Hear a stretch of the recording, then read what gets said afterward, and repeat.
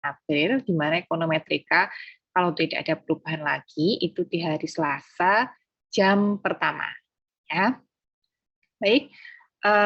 Soalnya nanti masalah kisi-kisi di belakangan ya. Kita masuk ke materi dulu aja. Dua materi terakhir dari Open Learning. Bentar, saya buka dulu.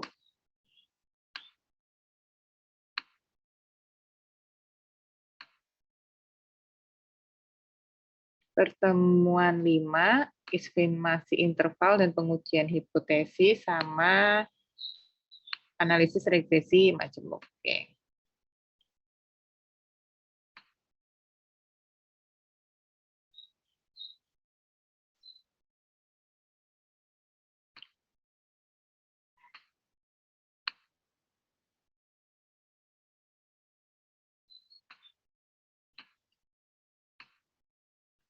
Baik, pertemuan kita kali ini akan membahas mengenai regresi dua variabel ataupun estimasi interval dan pengujian hipotesis. Ini merupakan salah satu yang paling penting dalam pembahasan dari sebuah skripsi. Itu ya. Jadi sebenarnya apa sih yang kita lakukan di bab 4 dan bab 4 terutama ya bab 4 itu kita menguji hipotesis yang telah kita buat dari bab 2. Jadi kalau misalkan kita boleh saya ringkas itu bab 1 pendahuluan, bab 2 itu kajian pustaka, termasuk di dalamnya penelitian terdahulu dan pengembangan hipotesis. Lalu bab 3 itu metode-metodenya, bagaimana cara kita melakukan pengujian hipotesis. Yang keempat itu adalah pengujiannya, hasil dan pembahasan. Babnya seperti itu ya, bab 5 kesimpulan dan saran. Nah, baik. 1 min alfa, nah 2 minggu yang lalu itu kalau saya tidak salah ingat, ada sedikit saya membicarakan mengenai tentang alfa, ya, yang dimana itu besarannya biasanya sebesar 5%. Biasanya ya. Apa itu alfa? Ataupun kalau misalkan kemarin saya menyebutkan adalah tingkat signifikansi alfa gitu ya. Alfa itu merupakan interval kepercayaan. Ataupun kalau 1 min alfa itu berarti dikenal sebagai koefisien kepercayaan. Ya, dikenal juga sebagai tingkat signifikansi. Gitu ya. Apa sih yang dimaksud mengenai tingkat kepercayaan atau tingkat signifikansi? Nah, tingkat kepercayaan ataupun tingkat signifikansi itu seberapa besar kesalahan, alfanya ya, tingkat signifikansinya adalah seberapa besar tingkat kesalahan yang bisa ditoleransi. Itu alfanya. Sehingga 1 min alfa itu adalah, atau koefisien kepercayaannya adalah, bahasanya adalah seberapa yakin teman-teman hasil penelitian tersebut benar. Kayak gitu ya. Nah, tingkat alfa itu nanti tidak harus sebenarnya sebesar 5%. Gitu ya, ada nanti beberapa macam tingkat alfa. Tapi kalau misalkan kita gunakan alfa 5%, gitu ya, interval kepercayaan sebesar 5% atau tingkat signifikansi alfa sebesar 5%, itu berarti bahwa kembali lagi ya, bahwa model ekonometrika atau fenomena ekonomi itu kan pasti ada errornya, gitu ya. Sehingga pada saat kesalahan tersebut masih di rentang 5%, maka hasil dari penelitian itu sudah cukup. Gitu ya. Kalau misalkan gampangnya misalkan seperti ini. Kalau misalkan ada dokter ngelakuin penelitian tentang obat, ini saya ambil yang ekstrim ya. Penelitian mengenai obat, lalu sampelnya adalah 100 pasien. Nah, kalau tingkat alfanya sebesar 5%, berarti misalkan hasil dari obat itu meninggal, pasien yang menggunakan obat tersebut meninggal maksimal 5 orang, 5% dari 105 ya, benar ya? 5, ya itu berarti obat itu dianggap baik. Itu kasarannya. Jadi kalau misalkan ada error masih 5%, itu dianggap baik. Gitu ya. Nah, interval kepercayaan untuk koefisien regresi alfa dan beta. Rentang lebar dari interval kepercayaan proporsional atau searah dengan standar error dari estimator. Interval kepercayaan itu tadi ya, 1 dikurangi alfa. di mana semakin besar standar error dari estimator, maka semakin besar ketidakpastian dalam mengestimasi nilai sebenarnya dari parameter yang tidak diketahui tersebut. Jadi model ekonometrika atau model regresi, model regresi itu kan kita sebenarnya mengestimasi nilai parameter alfa dan beta ya, ingat ya yang 2 minggu lalu. Nah, itu kan kita sebelum menentukan alfa dan beta, koefisien regresi itu kita menentukan dulu interval kepercayaannya. Jadi, semakin tinggi interval kepercayaan yang teman-teman pilih, itu juga semakin tinggi ketidakpastian dalam mengestimasi nilai sebenarnya dari parameter. Itu ya, misalkan teman-teman milih tingkat alfa ini 10%, ya berarti sebenarnya ketidakpastiannya juga akan lebih tinggi dibandingkan dengan yang memilih interval kepercayaan 5%. Sehingga standar error dari estimator seringkali dijelaskan sebagai ukuran keakuratan dari estimator atau seberapa tepat ukuran estimator dari nilai populasi yang sebenarnya. Itu ya, semakin atau bisa dikatakan juga semakin kecil interval kepercayaan, maka semakin baik juga dalam mengestimasi nilai parameter dari koefisien regresi. Nah, pengujian hipotesis. Nah, hipotesis, saya yakin teman-teman sudah pernah mendengar mengenai hipotesis paling enggak ya. Pengertian dari hipotesis adalah jawaban sementara yang perlu diuji dalam sebuah penelitian. Yang biasanya hipotesis ini dibuat atau dikembangkan dari teori yang ada, kemudian ditambahkan dengan hasil penelitian terdahulu. Nah, apakah sebuah pengamatan atau penemuan itu sesuai dengan beberapa hipotesis yang dinyatakan? Jadi, pada saat pengujian hipotesis, itu kita tidak menguji apakah hasilnya itu benar atau salah, ataupun wajar atau tidak. Bukan seperti opini Audit juga, tapi apakah pada saat kita melakukan pengujian hipotesis, hasilnya nanti sesuai atau tidak dengan hipotesis yang kita buat.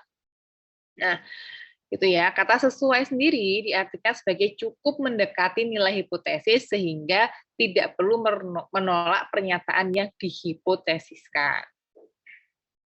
Terdapat 2 bentuk hipotesis, yaitu hipotesis nul dan hipotesis alternatif. H0 dan H alternatif itu biasanya berpasangan dan sifatnya berlawanan. Kalau teman-teman membuka skripsi kakak tingkat ataupun jurnal-jurnal penelitian, seringnya yang disebutkan adalah hanya H alternatif. H1 itu H alternatif, maaf ya. H alternatifnya saja. Kenapa? Karena hampir semua peneliti itu inginnya yang terdukung adalah H alternatifnya, tapi sebenarnya dia bersifat berpasangan dan dibolehkan H0-nya bahasanya tidak di-state dalam sebuah penelitian, gitu ya. Nah, kemudian pengujian hipotesis itu ada pengujian satu arah dan pengujian 2 arah. Kalau misalkan teman-teman masih ingat di statistika, itu yang gambar lonceng itu ada yang kanan, ada yang loncengnya kanan kiri, sama ada yang satu aja. Jadi kalau misalkan saya gambarkan, bentar.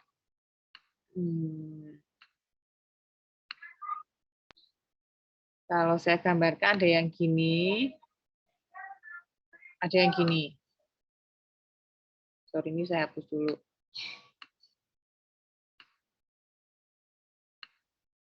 Ya, ada yang thread, maaf kalau gambarnya kayak begitu itu.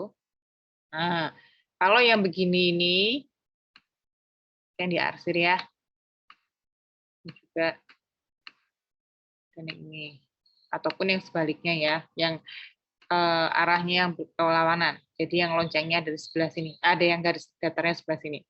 Nah, kalau pengujian ini itu disebut dengan pengujian hipotesis 2 arah karena ada arah di sini ya. Tapi kalau yang seperti ini itu dia pengujian hipotesis 1 arah. Itu ya. Ataupun yang gini. Kurang panjang.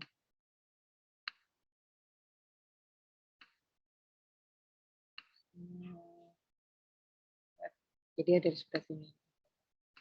Nah, ini juga pengujian hipotesis 1 arah. Gitu ya.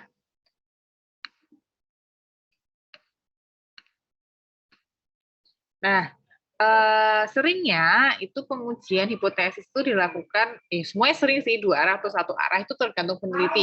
Maunya dia menguji hipotesis yang mana. Gitu ya. Hipotesis alternatif dalam pengujian dua arah mencerminkan kenyataan bahwa peneliti tidak memiliki perkiraan awal secara teoritis mengenai kemanakah seharusnya pergerakan arah hipotesis alternatif terhadap H0. Jadi biasanya di teori belum ada teori yang menyebutkan, ini saya pakai contoh ya, misalkan motivasi mempengaruhi kinerja, gitu ya. Jadi nggak ada arahnya, apakah mempengaruhinya itu nanti secara positif ataupun secara negatif. Itu ya, jadinya sehingga belum bisa dinyatakan apakah nanti hipotesisnya itu mau ke arah positif atau ke arah negatif. Biasanya teorinya nggak ada atau penelitian terdahulunya juga masih banyak yang hasilnya berlawanan. Itu ya. Sehingga itu disebutkan dengan hipotesis pengujian dua arah. Sedangkan untuk pengujian satu arah itu merupakan hipotesis alternatif dalam pengujian satu arah yang mencerminkan memiliki perkiraan awal yang sangat kuat berdasarkan beberapa pembuktian empiris sebelumnya. Nanti ada sedikit perbedaan sedikit saja mengenai pengujian hipotesis pengujian satu arah dan hipotesis pengujian dua arah. Kalau misalkan saya contohkan di sini, nah, salah. Teman-teman mau menguji mengenai apa namanya? Saya hapus dulu aja kali ya. Oke. Mau menguji sebuah hipotesis ataupun sebuah variabel, ya. Variabel yang saya pilih variabel yang kita pilih adalah variabel X-nya adalah motivasi belajar, Y-nya apa ya? IPK. Apakah motivasi belajar mempengaruhi IPK mahasiswa, gitu ya, IPK mahasiswa. Nah, kemudian buatlah hipotesis pengujian satu arah dan pengujian dua arah dan hipotesis pengujian satu arah. Nah, seperti tadi di slide sebelumnya, bahwa hipotesis tersebut itu bersifat berpasangan. Itu ya, berarti ada H0 dan ada HA. Tinggal ini nih, kalau dia pengujian dua arah. H0 itu pasti berbunyi bahwa tidak ada pengaruh. Kenapa tidak ada pengaruh? Karena dalam pengujian statistikanya, kalau misalnya kita balik ke statistika, H0 itu kan biasanya beta 1 atau beta dari koefisien regresi sama dengan 0. Kalau sama dengan 0, berarti tidak ada pengaruh antara motivasi belajar, sebutkan X-nya dulu, terhadap IPK, baru Y-nya.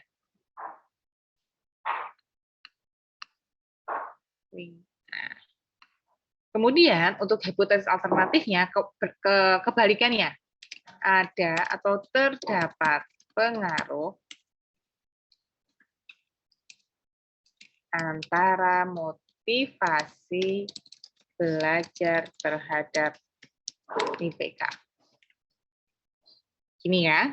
Sekarang kita lihat bedanya dengan pengujian satu arah. H0 itu sama. H0 pasti sama ya, tidak ada pengaruh. Intinya kalau nggak ada pengaruh kan ya mau positif atau negatif tetap aja nggak ada pengaruh ya antara motivasi belajar terhadap IPK. Hipotesis alternatif itu terdapat pengaruh positif antara motivasi belajar terhadap IPK. Kelihatan ya bedanya ya. Kalau misalkan di sini, nah, di pengujian hipotesis satu arah itu dia ada kalimat atau kalimat positif. Ataupun nanti kalau misalkan berdasarkan hasil teori ataupun penelitian terdahulu negatif ya berarti boleh negatif. Ya, jadi nanti kalau misalkan banyak penelitian terdahulu yang menunjukkan bahwa motivasi belajar berpengaruh negatif terhadap IPK, berarti di sini negatif. Tapi kalau misalkan positif, berarti di sini positif. Jadi positif dan negatif di sini tergantung pada teori yang kita gunakan dan hasil penelitian terdahulu. Tapi kalau pengujian dua arah nggak ada, dia pengaruhnya ya sudah pengaruh, belum tahu nih dia mau ke arah positif ataupun ke arah negatif. Nanti positif atau negatif ini itu juga berfungsi pada saat kita membaca atau menginterpretasikan koefisien regresi. Sementara begini, jadi pengujiannya adalah, hipotesisnya ada 2, pasti berpasangan seperti ini ya. Tinggal nanti yang diminta adalah hipotesis satu arah atau 2 arah. Kalau 2 arah, berarti hipotesis alternatifnya nggak ada arahnya di sini, pengaruh di sini ya. Tapi kalau pengujian satu arah, ada arahnya. Itu ya. Oke.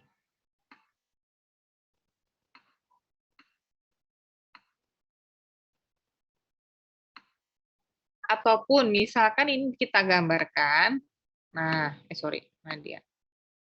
Benar ya, kalau kita gambarkan pun, ini kan karena dia nggak ada arahnya, berarti kan gambarnya ini yang tadi, yang lonceng seperti ini. Seret. Nah, yang gini. Kita belum tahu nih, nanti dia arahnya mau kemana. Tapi kalau yang ini, dia sudah tahu. Seret. Yang diuji adalah yang pengaruh, apakah dia berpengaruh positif atau tidak.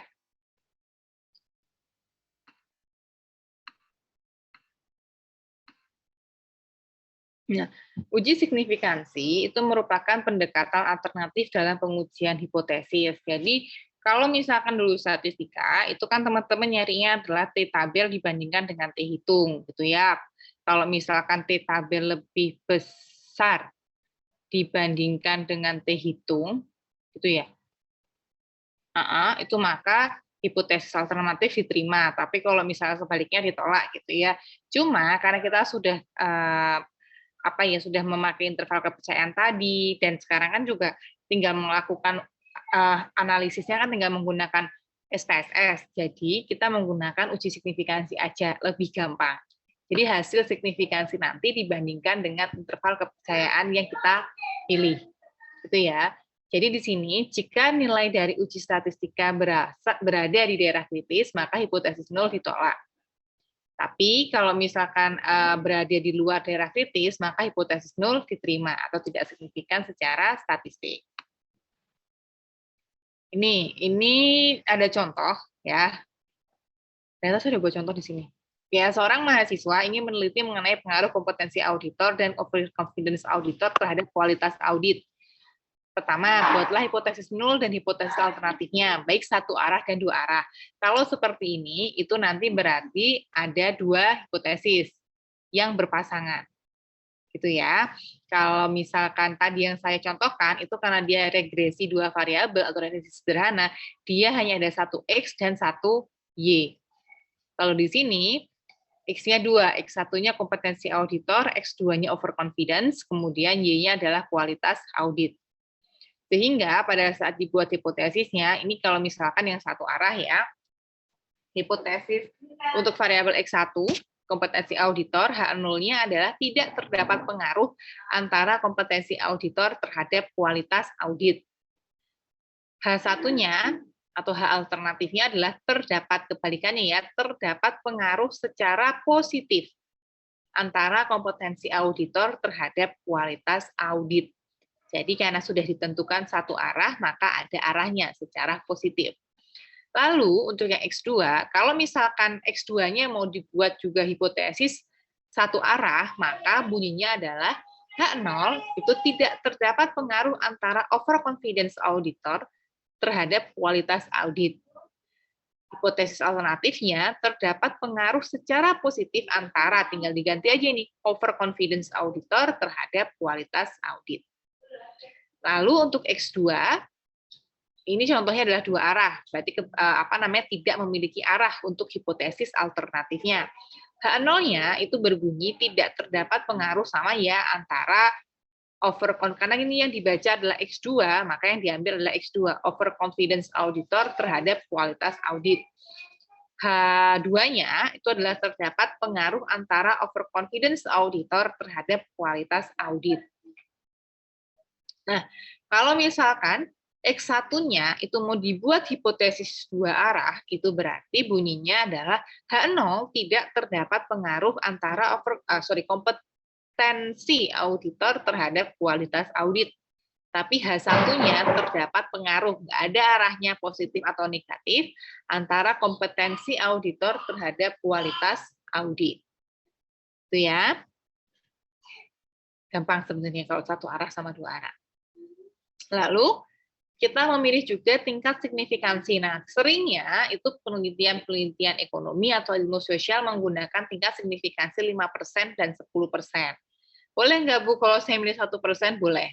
Tapi ketiga tingkat signifikansi ini yang paling sering digunakan. Kalau dunia kedokteran atau eksakta, dia menggunakan tingkat signifikansi 1%. Ya, karena dia eksakta. Kalau misalnya kayak kedokteran kan dia ya berhubungan dengan, kadang seringnya adalah berhubungan dengan orang langsung. Ya mungkin kayak tadi contoh ekstrim, kalau misalkan ada obat dicoba ke 100, boleh mati 5, itu kan nggak mungkin juga sebenarnya kan. Kalau bisa tidak ada yang, kalau bisa kan obat tersebut benar-benar berhasil sehingga tidak ada yang meninggal, bahasanya kayak gitu ya. Jadi kalau yang eksakta dia sering menggunakan 1%, tapi kalau yang sosial 5 ataupun 10%. Tapi seringnya lagi kita menggunakan yang 5%. Gitu ya. Tingkat signifikansi ini menunjukkan seberapa besar interval kepercayaan terhadap kebenaran hasil penelitian. Semakin rendah tingkat signifikansi, maka tingkat kepercayaan semakin tinggi. Karena 1 min alfa. Jadi kalau misalkan kalau kita memilih tingkat signifikansi 1%, maka interval kepercayaan kita 100% dikurangi 1%, maka 99%. Tapi kalau misalkan kita milih yang signifikansi 5%, maka interval kepercayaan kita 95%. Gitu ya, makanya semakin rendah tingkat signifikansi alfa yang kita pilih, maka interval kepercayaannya akan semakin tinggi, sehingga hasil penelitian semakin akurat. Ya. Penentuan tingkat signifikansi digunakan dalam pengujian hipotesis. Nah, ini berdasarkan contoh 1 tadi, kita punya 2X ya, X1 dan X2. Kompetensi auditor X1, overconfidence auditor X2, Y-nya adalah kualitas audit. Sehingga Y-nya itu pasti Y sama dengan alfa ditambah beta 1X1 minus beta 2X2 tambah error. Gitu ya. Di mana diketahui R2 ini adalah koefisien determinasinya 0,25, signifikansi nilai F adalah 0,003, signifikansi dari T1 berarti untuk uji X1, berarti untuk uji H1 itu adalah 0,042, signifikansi T2 adalah 0,000. Untuk T2 berarti dia menguji mengenai X2, hipotesis 2. Nah, ini yang penting dalam sebuah analisis regresi, interpretasikan hasil analisis di atas. Analisis regresi, kalau teman-teman ingat minggu lalu, itu sebenarnya kita hanya mencari keempat ini saja. Kita cari koefisien atau parameternya, ini ya, yang 0,5, 0,3, minus 0,7, itu merupakan koefisien regresi, nilai parameternya. Kita mencari R-square-nya, atau koefisien determinasinya. Ya, untuk melihat seberapa besar pengaruh variabel X terhadap Y-nya. Lalu signifikansi F-nya untuk melihat apakah model penelitian kita, modelnya itu berarti ini ya, Y sama dengan alpha plus BX plus E ini adalah model yang layak untuk diuji, dan kemudian pengujian hipotesisnya. Ya, yang signifikansi T1 dan signifikansi T2. Nah, sekarang kita baca. Kita baca dari apa dulu ya? Dari koefisien regresi dulu saja. Saya pakai ini. Tadi apa ya? Oke. Kita tulis dulu, Y tadi sama dengan 0,5 ditambah 0,3 kalau nggak salah, X1 minus 0,7, X2 ditambah error.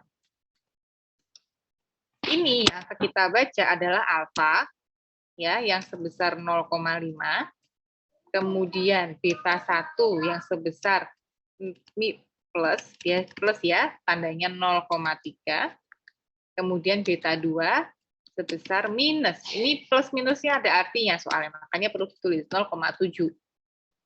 Gitu ya. Nah, sekarang kita baca satu-satu. 0,5 ini alfa sebesar 0,5 atau konstanta sebesar 0,5 ini berarti bahwa jika variabel X1 dan X2, saya bilangnya gini aja, jika tidak ada variabel kompetensi auditor, dan tadi X2 adalah overconfidence auditor, maka nilai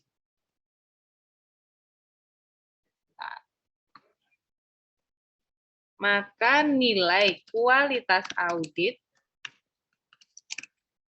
akan tetap sebesar 0,5. Jadi kalau ini kosong, ini 0, atau jika variabel kompetensi auditor dan overconfidence bernilai 0, jadi kalau misalkan X1 ini 0, berarti kan 0,3 kali 0, 0 ya. X2 juga 0, 0,7 kali 2 itu, 0,7 kali 0 juga 0. Jika ini tidak ada, maka nilai kualitas audit Y-nya akan tetap sebesar 0,5. Ya, kita hapus lagi.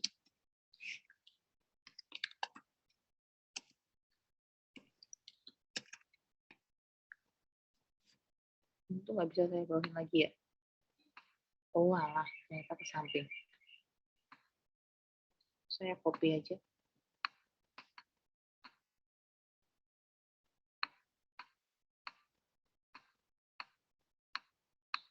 Nah, kemudian di sini nggak apa-apa ya. Tadi alfanya saya tulis di sini A Y sama dengan 0,5 ditambah 0,3 X1 minus 0,7 X2 plus E. Sekarang tadi alfa sudah kita baca yang 0,5 tadi di sebelumnya. Sekarang beta 1 sebesar plus 0,3. Ini berarti bahwa konstanta sebesar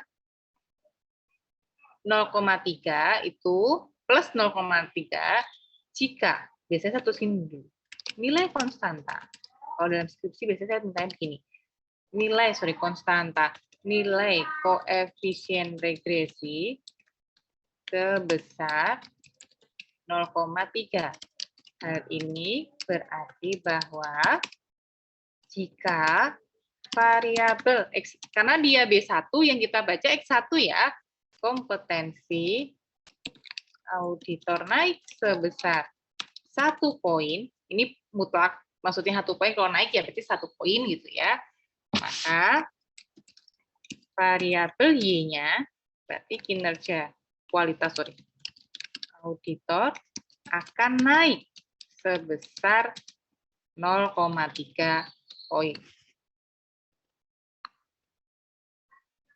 Itu ya.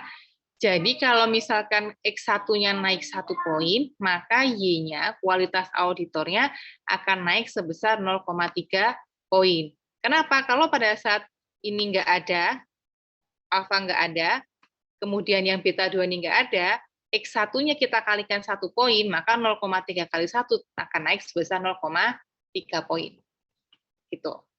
Lalu untuk beta 2, kita lihat sekarang dia nilainya adalah minus 0,7. Nilai koefisien regresi sebesar 0,7. Hal ini berarti bahwa jika variabel, karena beta 2 yang dibaca adalah X2, ya. Variabel apa tadi? Overconfidence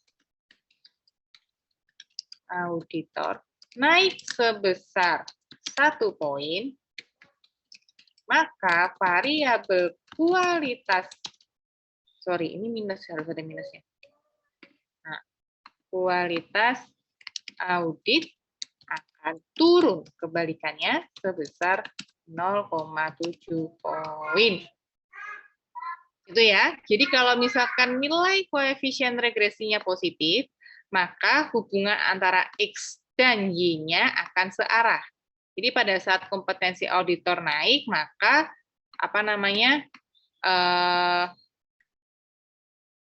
kualitas audit juga akan naik. Ini naik, ini naik.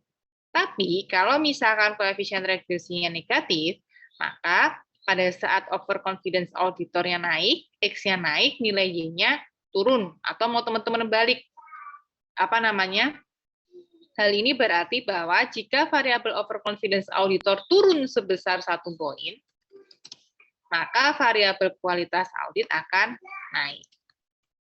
Itu ya. Jadi kalau dia nilainya positif, maka dia searah, dan jika nilainya negatif, maka berlawanan arah. Itu untuk nilai koefisien regresi alfa dan beta. Nah, sekarang itu ke R-square. R-square-nya tadi kalau nggak salah sebesar 0,25. Nilai koefisien determinasi sebesar 0,25 ya. Hal ini berarti bahwa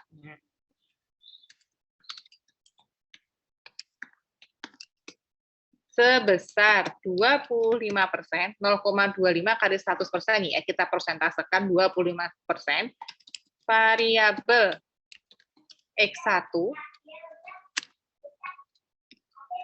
kompetensi auditor dan X2 overconfidence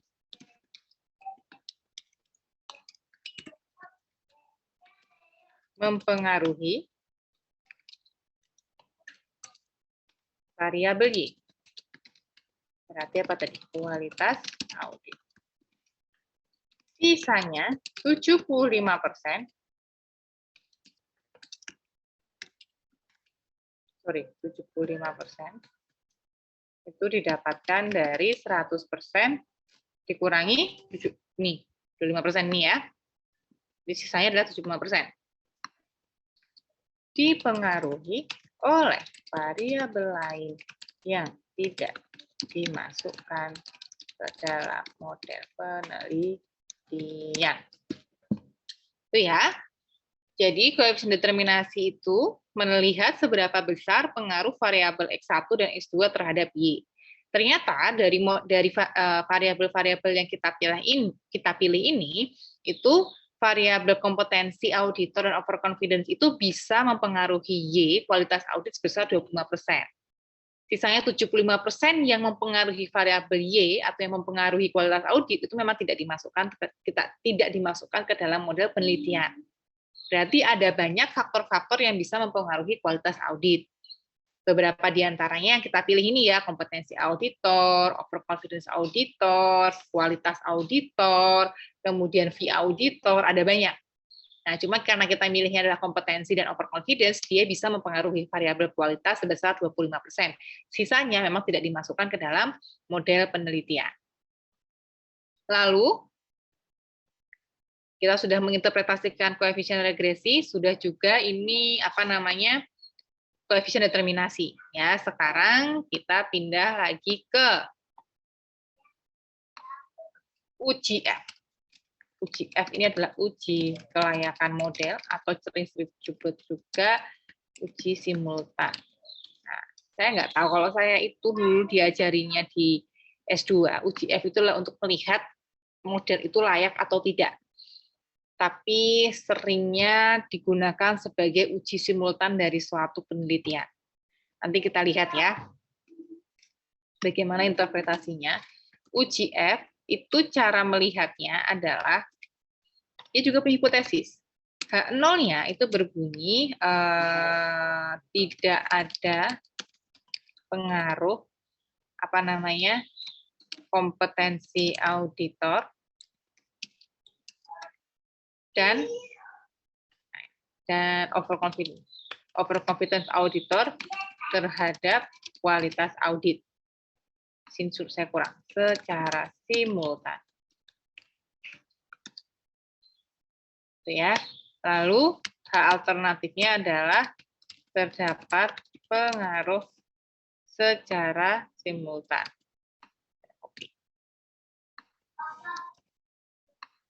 Atau kalau misalkan uji kelayakannya adalah H0 itu berarti model penelitian tidak layak. Alternatifnya adalah model penelitian layak. Kenapa disebut juga sebagai uji kelayakan model? Karena gini, kalau uji F-nya tidak terdukung atau tidak lolos uji, maka sebenarnya tidak akan ada variabel X yang berpengaruh. Jadi kalau ini tidak ada pengaruh, kalian punya 10 variabel X, maka 10-10-nya itu kemungkinan besar tidak ada yang mempengaruhi Y. Maka dari itu juga disebut sebagai goodness of fit. Jadi kelayakan model penelitian. Nah, sekarang kita baca. Oh iya, cara bacanya, caranya dulu interpretasi, dilihat nilai signifikansinya. Bentar, ini pakai kode apa nih? Yang pertama, jika nilai signifikansi F lebih besar dari alfa, alfa itu yang alfa itu ya, alfa beta itu, yang tingkat interval kepercayaan, tingkat signifikansi atau interval kepercayaan, maka H0 diterima. Kebalikannya, jika nilai signifikansi F lebih kecil dibandingkan alfa, maka H alternatif yang diterima. Kalau H0 diterima, maka H0 diterima, maka kebalikannya H-nya ditolak. Kalau ini kebalikannya, H diterima berarti H0 ditolak. Nah, sip. Sekarang kita lihat. Nilai signifikansi F sesuai hasil yang tadi di PowerPoint ya, itu sebesar 0,003. Kalau kita pilih tingkat alfa 0,05, gitu ya, kita pakainya misalkan alfanya 5% di sini. 0,05 berarti dia sama dengan juga 5%. Berarti dia lebih kecil dibandingkan 0,05. Maka kalau lebih kecil, maka yang diterima adalah hipotesis alternatif. HA diterima. Sehingga hal ini berarti bahwa kalau HA diterima, maka bacalah hipotesis alternatifnya. Itu bahwa terdapat pengaruh secara simultan antara kompetensi auditor dan overconfidence auditor terhadap kualitas audit. Biasanya saya bilang ini dengan kata lain, model penelitian layak. Itu ya. Kalau misalkan ini ternyata hasilnya lebih besar, ini, maka H0 yang diterima. Kalau H0 diterima, ini yang dibaca adalah yang hipotesis 0. Ini tergantung dia apa yang diterima. Nah, lalu sekarang kita ke uji T. Uji T itu untuk pengujian hipotesis. Karena ada X1 dan X2, maka ada signifikansi T1 dan juga signifikansi T2. Sama ya, kita lihat. Nah, tadi sudah ada hipotesis 0 dan hipotesis alternatif. Cara interpretasinya juga sama.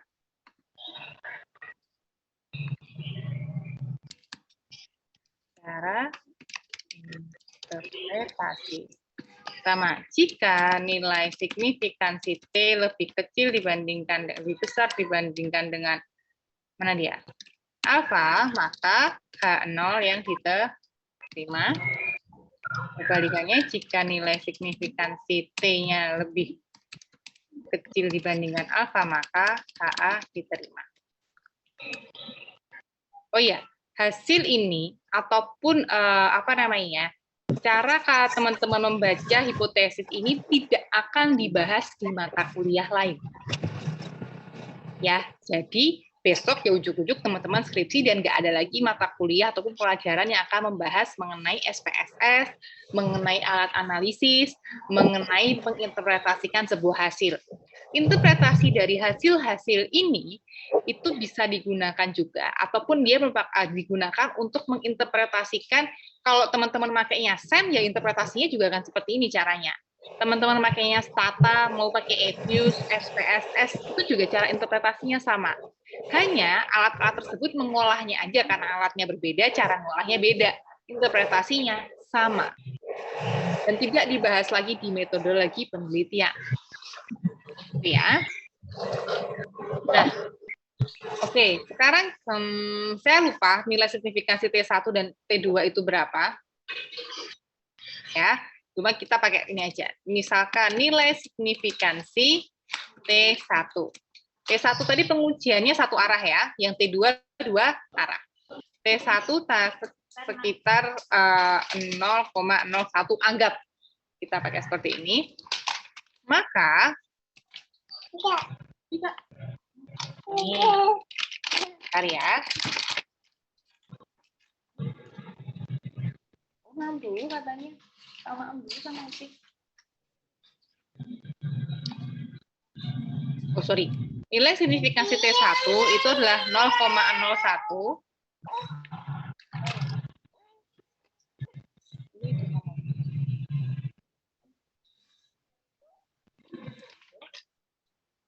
Berarti 0,01 kalau alfanya kita pakai 0,05 atau yang kita pilih 5% ya, maka dia jelas lebih kecil dibandingkan 0,05. Maka kalau lebih kecil dia HA diterima.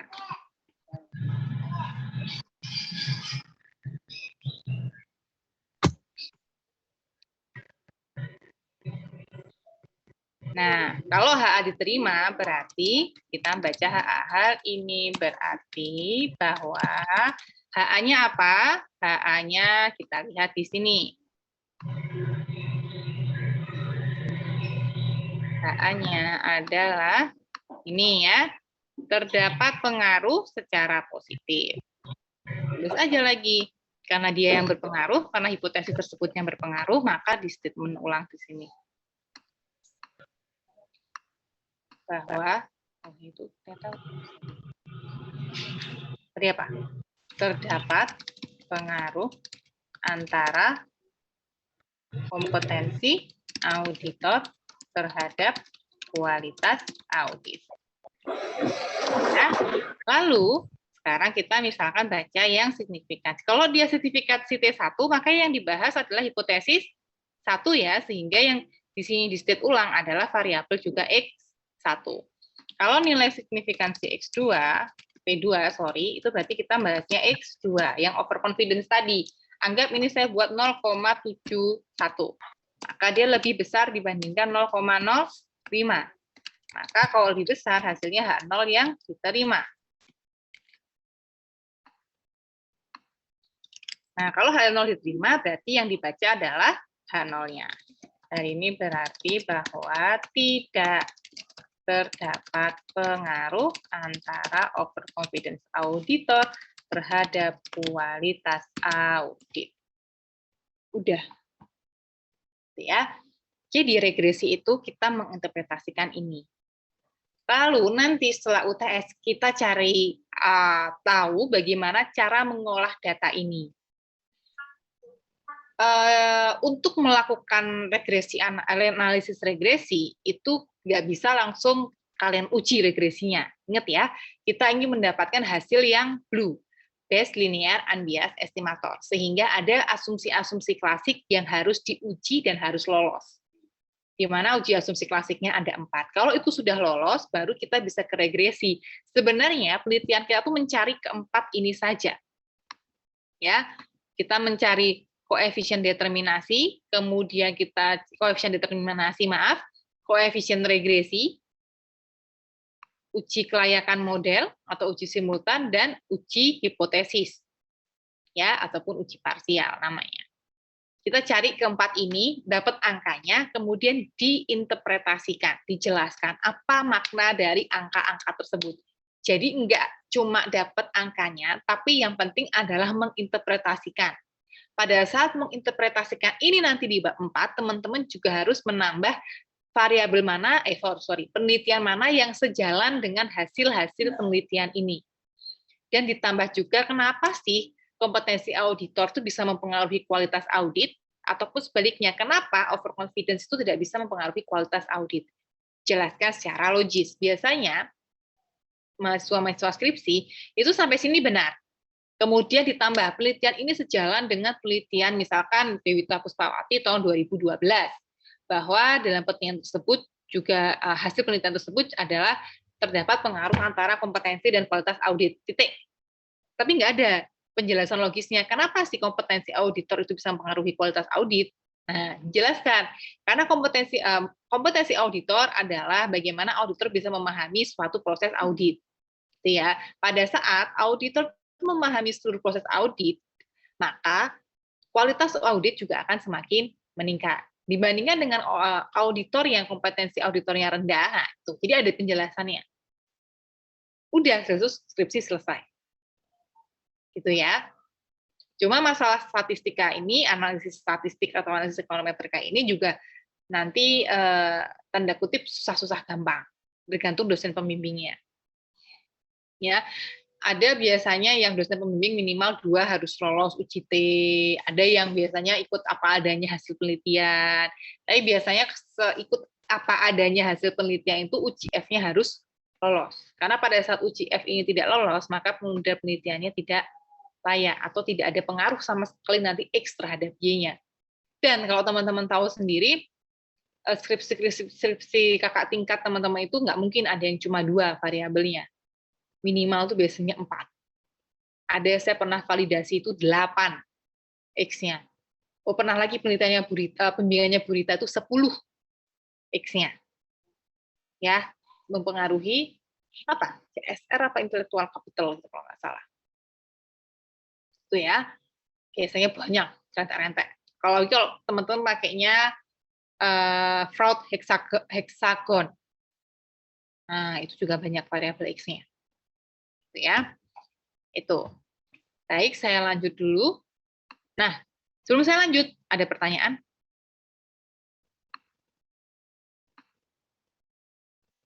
Belum ada, Ibu. Belum ada ya? Belum, Bu. Oke, sekarang kita masuk ke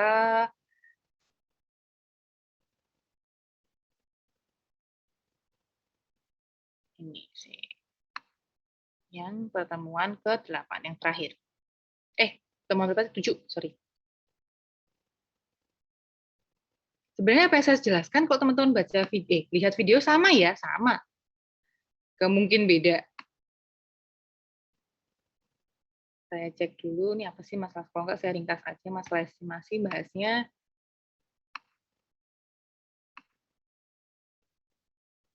adjusted, oke. Sama ya. Oh, ternyata saya sudah baca. Saya sudah. Oke, teman-teman biar bisa lihat. Mungkin ada yang sudah melihat PowerPoint, ada juga yang belum ya. Jadi ini yang akan dibahas di masalah estimasi. Ya, regresi majemuk. Ingat kalau regresi majemuk sama dengan regresi berganda, berarti dia variabelnya minimal ada 3, 2 variabel X dan 1 variabel Y. Ini membaca R-square, sudah kita baca ya tadi ya. Intinya adalah menunjukkan kemampuan seberapa besar pengaruh variabel X terhadap variabel terikat. Jadi digunakan untuk memprediksi atau melihat seberapa besar kontribusi dari pengaruh X terhadap Y-nya. Lalu ini sudah. R-square itu dalam hasil SPSS nanti bentuknya seperti ini ya. R-square itu yang ini. Ada juga yang namanya adjusted R-square ataupun R-square disesuaikan. Boleh menggunakan yang mana saja. Cuma kalau misalkan boleh saya sarankan gunakanlah adjusted R-square. Kenapa adjusted R-square? R-square disesuaikan ini bermakna jika ada penambahan variabel lain, dia akan menyesuaikan R-square-nya. Jadi kalau misalkan tadi ada kompetensi auditor sama overconfidence, R-square-nya 0,772. Terus teman-teman tambahkan di sana independensi auditor di 3X-nya. Dia bisa naik, bisa turun menjadi 0,742. Tapi kalau teman-teman pakai R-square, berapapun X yang teman-teman masukkan, mau dia berpengaruh ataupun tidak berpengaruh, nilai R-square-nya akan semakin tinggi. Tambah independensi, tambah responsibilitas dari auditor, tambah lagi fee auditor. Dia kalau R-square, dia akan semakin tinggi. Tapi kalau adjusted R-square, pada saat variabel tersebut tidak mempengaruhi X-nya, maka dia bisa naik, bisa turun. Gitu ya. Cara membacanya sama. R-square ataupun adjusted R-square itu cara membacanya sama. Karena ini dia menggunakan variabel per ROI dan harga saham. Nah, di sini ya. R-square, per-nya X1, ROI-nya X2, sama ya kan dia 0,742, kalau dipresentasikan sebesar 74,2, sisanya dipengaruhi variabel lain yang tidak dimasukkan dalam model. Uji F, sudah kita baca tadi. Kalau teman-teman mau tahu cara membaca dengan F-tabelnya, silahkan lihat di PowerPoint ya, dan video yang ada. Kemudian uji T, ini sudah kita baca, hasilnya itu bentuknya kayak gini. Nah, kalau teman-teman mau tahu bentuk hasilnya seperti ini. Di sini juga sudah dibaca T hitung dan T tabel. Saya jarang ya menggunakan T hitung sama T tabel, wong ada yang gampang signifikansi. Biasanya saya tidak lagi, bimbingan saya tidak lagi harus membaca T hitung dan T tabel. Kalau itu ditulis deskripsi yang biasanya saya suruh hapus. Oke, lalu karena sudah dibahas tadi saya di materi yang sebelumnya, sudah sekalian ya. Oh, nggak ada videonya ternyata. Masalah inferensi. Inferensi itu adalah masalah parameter. Nah, saya cross check dulu. Nggak perlu ada yang dibahas mengenai masalah inferensi, biasanya jarang ada masalah inferensi ya. Ya, dia lebih ke mengarah satu arah ataupun dua arah. Sama aja. Baik, berarti sudah selesai penjelasan materi dari saya. Ada yang mau ditanyakan? Sembari kalian boleh review dulu materinya. Saya mau cari presensi.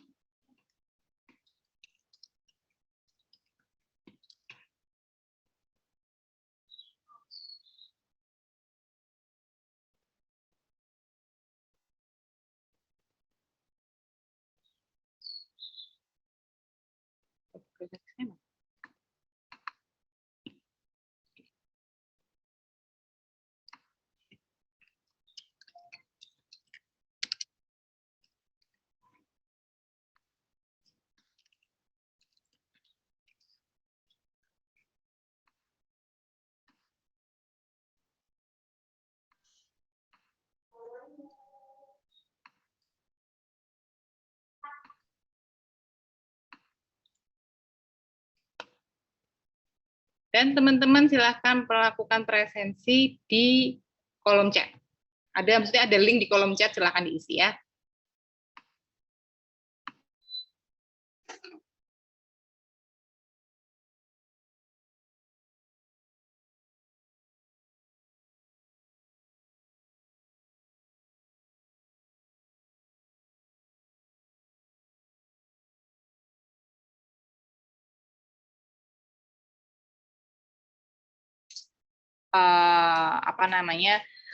Kalau jumlah soalnya berapa saya juga belum tahu karena belum dikumpulkan soalnya, tapi kurang lebih kalau untuk waktunya biasanya sekitar 60 menit ya.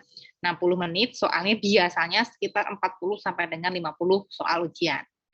Pastikan teman-teman cari tempat yang, karena ujiannya daring, jadi teman-teman cari tempat yang memang tidak ada pemadaman listrik.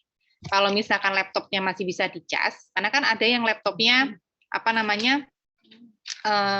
harus nyolok ke listrik ya, nah, berarti cari emang tidak ada pemadaman listrik. Lalu kalau misalnya laptopnya masih bisa dicas, ya berarti dicas full sebelum ujian, di semua ujian ya. Jadi nggak ada lagi alasan pemadaman listrik. Lalu yang kedua, pastikan ada sinyal Wi-Fi ataupun kuota, ya. Jadi nggak ada lagi namanya kehabisan kuota. Lalu yang ketiga, yakinkan bahwa teman-teman sudah bisa mengakses open learning-nya untuk semua mata kuliah ya. Jadi saya nggak hanya mata kuliah saya. Jadi kalau misalkan besoknya teman-teman itu ujian, misalkan ekonometrika, malamnya itu buka open learning-nya, ya, terus di-slip aja laptopnya. Jadi nggak setiap teman-teman mau masuk, pas pada saat mau ujian baru login. Biasanya karena gugup, lupalah, atau ada error lah dan teman-temannya. Gitu ya. Jadi persiapkan ujian dengan baik. Saya itu jarang memberikan susulan. Kalau alasannya tidak kalau alasannya teknis, saya hampir tidak pernah memberikan susulan. Itu ya. Lalu apalagi biasanya ya, udah bisa masuk open learning, yang penting ada sinyal dan kuotanya kuat, terus habis itu tidak ada pemadaman listrik, udah sisanya sih persiapkan aja ujian dengan baik. Gitu ya. Kartu ujiannya nanti diupload, silahkan diupload ya. Ada tempat upload kartu ujian dan juga nanti ada tempat untuk untuk submit untuk masuk ke soal ujian. Kita akan pakai open learning yang sama. Kemudian nanti kalau hasil itu biasanya saya share, tapi biasanya nggak langsung saya share ya. Saya baru akan share hasil ujian 2 minggu setelah UTS selesai. Gitu ya. Walaupun tinggal sayaran, nanti sebenarnya tinggal sayaran sih gitu ya. Lalu yakinkan teman-teman itu kalau ujian itu di tombol paling bawah itu ada submit. Submitnya diklik.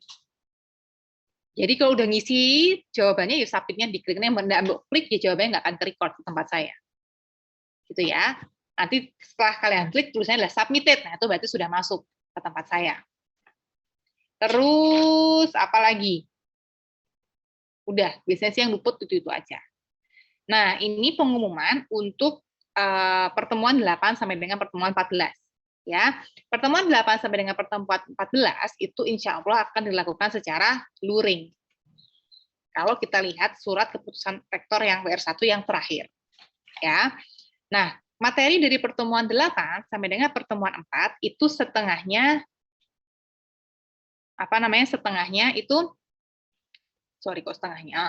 itu kita masuk ke dalam praktek dari ekonometrika itu sendiri, yang kita menggunakan atau kita pilihnya adalah menggunakan SPSS. Nanti, kalau misalkan teman-teman, untuk bukunya, saya udah bilang di awal perkuliahan ya, bukunya kan ada 2, bukunya Gujarati untuk teorinya, buku praktek itu bukunya kami, buku dosen-dosen. Karena nggak ada buku praktek ekonometrika, gitu ya, jadinya mau nggak mau kita buat. Nah, itu silahkan kalau misalkan teman-teman mau beli bukunya, silahkan teman-teman daftar per kelas, kan pasti teman-teman punya ya grup per kelas, pasti, karena biasanya sebelum saya masuk sebelum mulai perkuliahan kan teman-teman buat grup kelasnya sendiri ya. Nah, silahkan dikoordinasikan oleh satu orang, berapa mahasiswa yang akan membeli buku. Itu nanti silahkan teman-teman serahkan ke Pak Awang. Ya, dan harganya pun yang tahu adalah Pak Awang. Silahkan teman-teman nanti WA Pak Awang. Itu ya, kalau yang mau. Dan saya tekankan, masalah buku ini adalah kalau emang teman-teman mau beli bukunya, itu silahkan. Enggak pun tidak akan, tidak akan mempengaruhi nilai apapun. Gitu ya, kita fair. Ya, di buku itu isinya adalah bagaimana teman-teman melakukan analisis regresi. Kemudian, makanya saya bilangnya silahkan kalian daftar pesannya di Pak Awang. Jadi nanti semua urusan ke Pak Awang. Saya nggak mau tahu siapa yang beli ataupun siapa yang enggak, gitu ya. Jadi ya udah fair-fairnya di kelas. Jadi kalau misalkan yang penting teman-teman punya bahannya. Di dalam situ kan ada latihan soalnya, gitu ya. Ada contoh-contoh soalnya, ada contoh-contoh kasusnya, gitu. Ya, silakan dikoordinir di masing-masing kelas. Itu ya, kalau misalkan pokoknya nanti pesennya di Pak Awang, yang bayarnya juga di Pak Awang, gitu ya. Jadi semuanya di Pak Awang. Itu saya biasanya nggak tahu jumlahnya atau gimana, nanti Pak Awang pokoknya. Gitu ya. Ada yang mau ditanyakan? Ibu, maaf mau tanya, tadi pembelian bukunya mulai kapan, nggih, Bu? Pembelian bukunya nanti setelah UTS berakhir. Jadi kalian list dulu aja, list dulu. Ini nggak langsung kalian pesan, kalian bayar, enggak. Kalian list dulu aja siapa. Nanti kalau misalkan kita masuk tanggal 12 Mei, teman-teman tahu ya, kita masuk tanggal 12 Mei ya, kita libur kan, habis itu 29 sampai tanggal 11 baru masuk 12 Mei gitu kan. Nah, ya nanti setelah 12 Mei itu, baru pada saat teman-teman mau ambil bukunya, teman-teman bayar. Gitu aja. Ya. Ya, Bu. Oke, jadi nggak yang langsung sakit-sakit gitu ya, nggak semua orang, karena juga bisa sakit-sakit. Oke. Tapi kalau info-info Pak, ini saya mau pesan, kemudian nanti masalah biayanya itu silakan nanti WA ke Pak Awang. Itu ya, itu aja. Baik, ada yang mau ditanyakan lagi? Bu, mau bertanya, untuk link pengumpulan yang sertifikat itu bagaimana ya, Bu? Oh ya, nanti habis ini saya buatkan ya. Link pengumpulan sertifikat untuk yang kemarin ya, tugas kemarin. Oke. Mbak siapa ini ya, namanya Mbak Eka. Nanti kalau misalkan sampai siang saya belum ngasih linknya, tolong saya dicapri di Telegram. Ya, kadang kami kan kadang lupanya banyak gitu ya. Jadi saya biasanya sering minta mahasiswa untuk mengingatkan. Tuh ya, nanti kalau misalnya sampai jam 12 saya belum ngasih, boleh dengan banget, boleh banget kalian buat mengingatkan saya. Japri aja saya. Gitu ya. Gitu. Oke, ada lagi yang mau ditanyakan? Nggak ada. Baik, kalau tidak ada berarti sinkronisasinya baru akan kita lakukan. Nggak ada lagi sinkronisasi, mudah-mudahan pertemuan 8 itu resmi luring. Mudah-mudahan resmi luring ya, jadi nggak PHP luring daring gitu ya. Kalau misalkan tapi saya nggak tahu, preferensi orang beda-beda. Ada teman-teman yang emang sukanya luring, ada yang sukanya daring. Gitu ya. Ya mudah-mudahan yang terbaik ya pertemuan 8 sampai dengan pertemuan 14 itu tadi, apakah nanti luring atau daring, apakah nanti hybrid. Jadi yang memang mau daring ya daring, ada yang mau luring kayak gitu. Saya juga belum tahu keputusan terakhirnya bagaimana. Cuma kemarin waktu rapat struktural terakhir sudah mulai dipersiapkan untuk perkuliahan luring. Apakah nanti wajib 100% ataupun tidak, itu juga belum ada keputusan. Kita doakan saja yang terbaik mumpung bulan Ramadan ya, biar semuanya juga hasilnya baik. Baik, sudah selesai untuk pertemuan kita kali ini. Jangan lupa untuk refresh beberapa materi. Nanti soalnya multiple choice, silahkan dibaca bukunya Gujarati. Kalau misalkan memang Gujarati kan ada 2, kalau misalkan kalian mau ambil yang free, silahkan ambil yang versi PDF, cuma kurangnya 1, dia berbahasa Inggris. Itu 2. Gitu ya. Saya tutup perkuliahan hari ini. Terima kasih atas partisipasinya. Wassalamualaikum warahmatullahi wabarakatuh. Waalaikumsalam warahmatullahi wabarakatuh. Terima kasih, Bu. Oke, ini saya tutup ya. Nggih, Bu.